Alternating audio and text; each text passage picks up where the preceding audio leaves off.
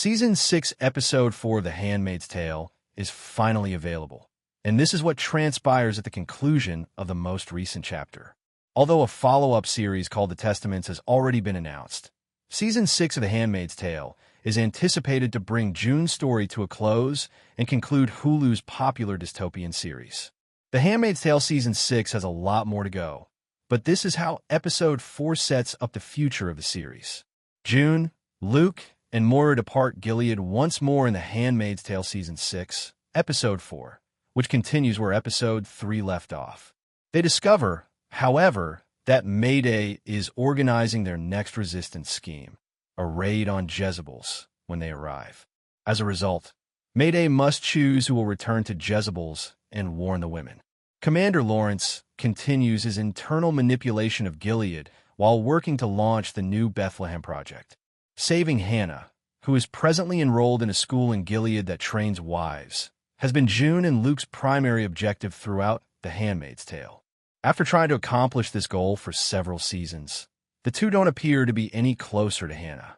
A number of planes were scheduled to enter and save Hannah and other Gileadians in Season 5 of The Handmaid's Tale. However, Commander Lawrence was involved and the planes were shot down. Mayday is already devising a different strategy, but it won't directly save Hannah. In Mayday's next scheme, Jezebel's will be used to identify the commanders who shot down the planes and then murder them. Even though June won't meet Hannah right away, this might prove beneficial in the long run. Eliminating a few strong commanders could make Gilead less strong, which would make their defenses less effective and make Mayday's next rescue attempt more successful. June's primary objective has been to save Hannah, so it's unlikely that the answer to the question will be revealed until the conclusion of The Handmaid's Tale.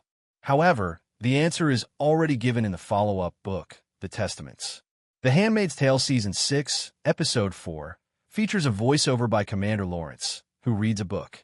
Frances Hodgson Burnett wrote this children's book, A Little Princess, in 1905.